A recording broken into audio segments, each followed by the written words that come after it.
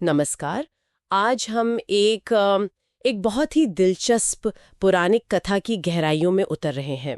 स्रोत बताते हैं कि कैसे ऋषि नारद, जो अपनी बुद्धिमत्ता के लिए जाने जाते हैं, वो भगवान विष्णु पर बुरी तरह क्रोधित हो गए।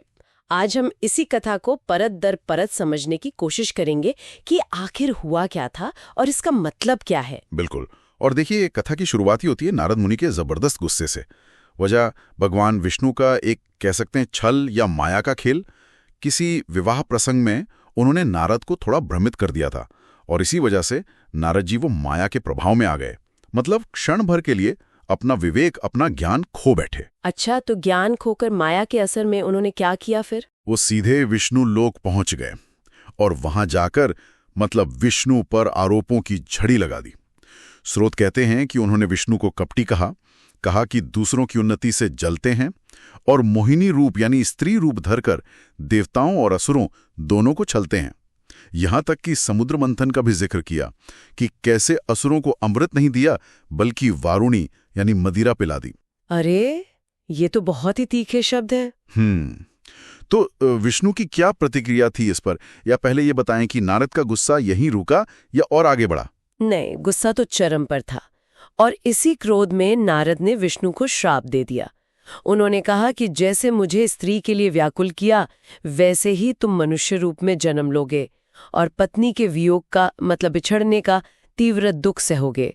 और हाँ, जिन वानरों जैसा रूप देकर मेरा मजाक बनाया, वही वानर तुम्हारी मदद करेंगे मनुष्य अवतार में। बाप रे, एक भक्त भगवान को श्राप दे रहा है। ये तो बहुत बड़ी बात है। विष्णु ने इसे कैसे लिया? उन्होंने विरोध नहीं किया? ये तो सबसे आश्चर्य की बात है। विष्णु एकदम शांत रहे और उन्होंने श्राप स्वीकार कर लिया। उन्होंने इसे अपना अपमान नहीं माना, बल्कि ये कहा कि ये भगवान शिव की इच्छा है, उनकी माया का खेल है। और जैसे ही विष्णु ने श्राप स्वीकार किया, मानो कोई स्विच बंद हो गया हो।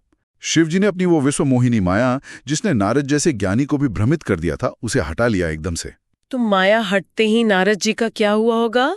गुस्सा एकदम शांत हो गया होगा। बिल्कुल।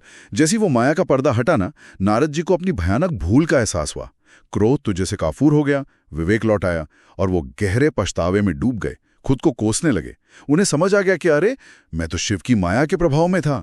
वो तुरंत विष्णु के चरणों में गिर पड़े, क्षमा मांगने लगे, पूछने लगे कि इस पाप से कैसे मुक्त होऊंगा। यहाँ कहानी एक बहुत महत्वपूर्ण मोड़ पर आती है। तो विष्णु ने उन्हें क्या रास्ता दिखाया? इसमें जरूर कोई गहरा संदेश छुपा होगा। हाँ, निश्चित रूप से। पहले तो विष्णु ने उन्हें धीरज बंधाया। कहा कि ये सब हुआ तो शिव की इच्छा से है, क्योंकि तुमने कहीं ना कहीं अनजाने में ही सही शिव की अवहेलना की थी। और फिर देखिए, विष्णु स्वयं शिव की महिमा गाने लगे। उन्होंने समझाया कि शिव ही परम ब्रह्म है, वो परम सत्य जो निराकार है, लेकिन अपनी माया शक्ति से ही वो सृष्टि, पालन और संहार के लिए ब्रह्मा विष्णु महेश का रूप लेते हैं। वही रचते हैं, वही पालते हैं, वही मिटाते हैं। अच्छा, तो फिर पाप से मुक्ति का प्रायश्चित का ठीक उपाय क्या बताया विष्णु ने? विष्णु ने सीधा रास्ता दिखाया शिव भक्ति का। उन्होंने कहा, भगवान शंकर का नाम लो, उनके यश और गुणों का गान करो, कीर्तन करो। शिव सतनाम स्तोत्र है, जिसमें शिव जी के 100 से ज्यादा नाम हैं, उसका पाठ करो। हमेशा शिव की उपासना करो, पूजा करो, उनकी कथाएं सुनो। और विष्णु ने यह भी कहा कि शिव नाम में, सिर्फ इस नाम में इतनी शक्ति है कि ये पापों के पहाड़ जला सकता है। ये भवसागर से पार उतरने की नाव है। क्या कोई खास जगह जाने को या किसी से मिलने को भी कहा? हाँ, उन्होंने कहा कि पहले शिवतीसों में घूमो, खासकर काशी जाओ, विश्वनाथ जी के दर्शन करो, और फिर अंत में ब्रह्मलोक जाओ, अपने पिता ब्रह्मा जी के पास। वो खुद बड़े शिव भक्त हैं। उनसे शिव तत्व और शिव महिमा के बारे में सुनो। इससे तुम्हें पूरी तरह शांति और मोक्ष मिलेगा। तो इस पूरी कहानी से एक बात तो साफ है कि माया या भ्रम कितने भी बड़े ज्ञानी को रास्ते से भटका सकता है।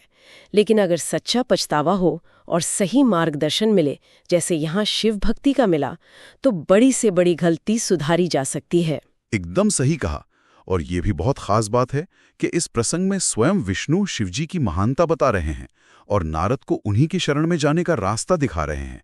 ये स्रोत के हिसाब से त्रिदेवों की अंदरूनी एकता और शिव की विशेष स्थिति को दिखाता है। इस पूरी बातचीत के बाद मेरे मन में एक ख्याल आ रहा है। सोचिए कैसे एक श्राप जो गुस्से और भ्रम का नतीजा था, वही आखिर में नारद के लिए इतनी गहरी भक्ति और ज्ञान का जरिया बन गया। क्या ऐसा हो सकता है कि हमारे जीवन में जो मुश्किलें आती हैं, जो चुनौतियां होती हैं, वो भी अनजाने में हमें आगे बढ़ने का, कुछ सीखने का ऐसा ही कोई मौका दे रही हों?